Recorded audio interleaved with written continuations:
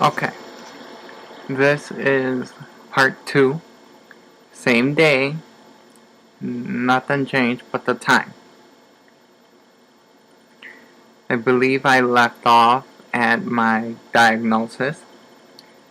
So after I was diagnosed and I left the hospital, of course, I got in my car. This was back when I used to drive. There's a reason why I don't drive, a reason why I wear the glasses. I never used to have to. It was nothing.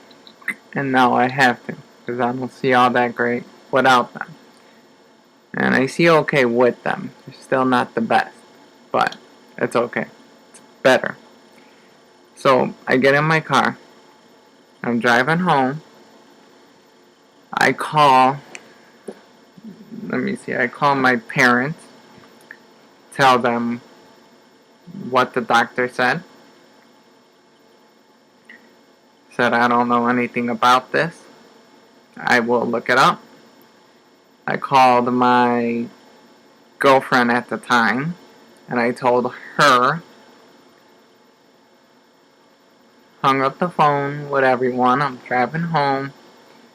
Now my ex-girlfriend calls me back on the phone and she tells me to do her a favor. So I said, yeah, what's up? She told me, don't look it up. Now I suppose she was only trying to protect me. She didn't know how I would react when I look it up. And she wanted to be there, I'm sure. Which only adds negatively to my thought process, which was that I was going to die in a couple months, which it doesn't kill you. MS does not kill. You know, if you die, you're going to die from some crazy, freakish complication, which it doesn't really matter if you got MS or not. So I said that's fine. But yeah, I mean, I don't know if I went to my parents' house. I don't know if I went to her place. I don't know. I don't remember what the hell I did. I did something. But the first thing the doctor wanted to do, which is usual, makes sense, he wanted me to start treatment, like ASAP. Said, basically what it is only insurance. There is no cure. There is no known true way to totally stop the disease. You kind of take the meds, you take the best care of yourself as you can, which includes your diet. And I'll kind of talk about that one too.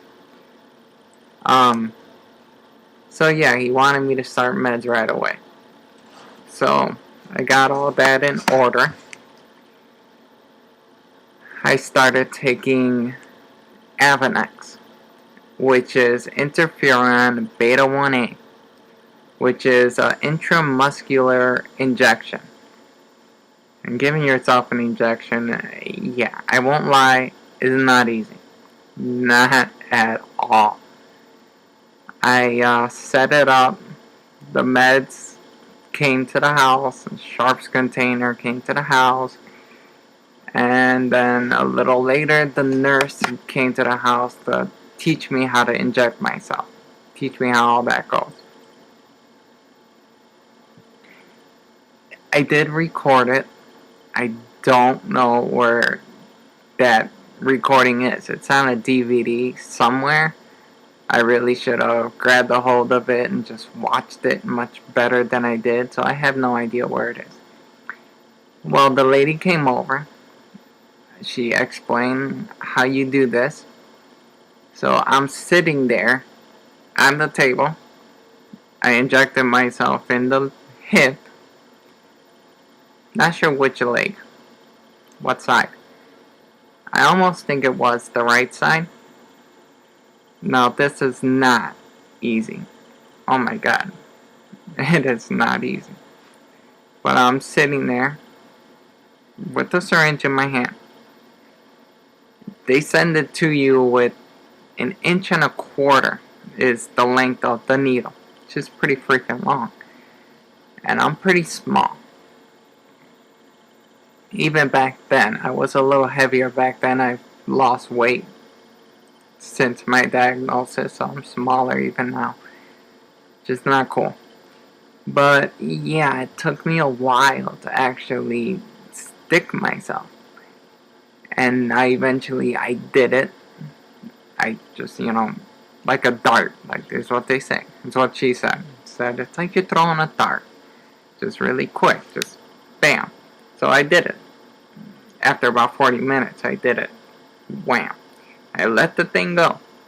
So now I got this needle sticking in my leg. I just look at it and I ask her, how fast do I inject?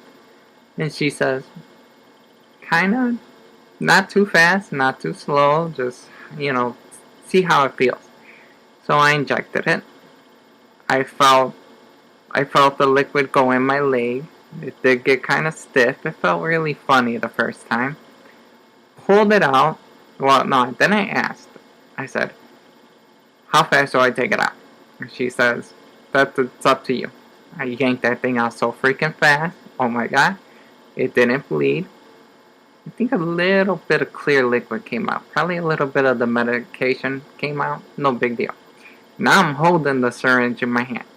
Now I say, what do I do with this? And she says, right there's the sharps container. Just put it in the sharps container and then you're all done. So I did that. Put it in the sharps container. I'm all done. And I say, is that it? She says, that's it. You're going to be just fine. I can tell. So I got up off the table. I felt fine. I went to my ex-girlfriend's parents' house and, I did a few things. I felt fine. Then I went to her apartment at the time. And, I was fine. Everything was cool. It became bedtime. So I go to bed. Everything was fine. I wake up a little later. The whole thing gave me about 3 hours or so. I wake up. I felt horrible. Oh my god. I never felt that bad. Like seriously thought I was gonna die. I did puke.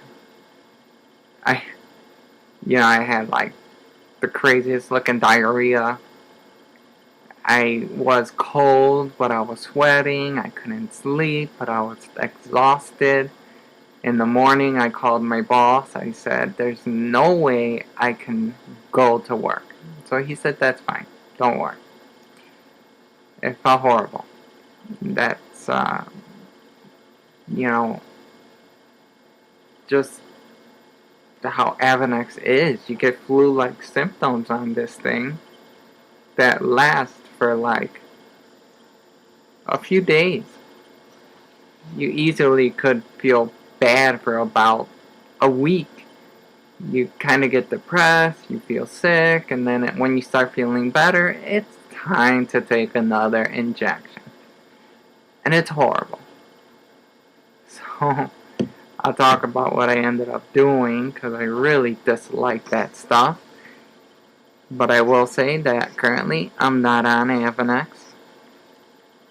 I'm not even on any injection. I'll tell you how that whole thing worked out.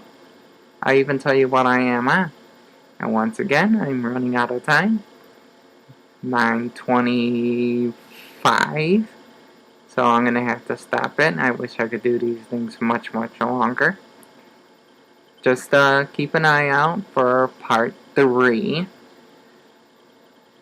I will tell you about the little flare-ups I did have.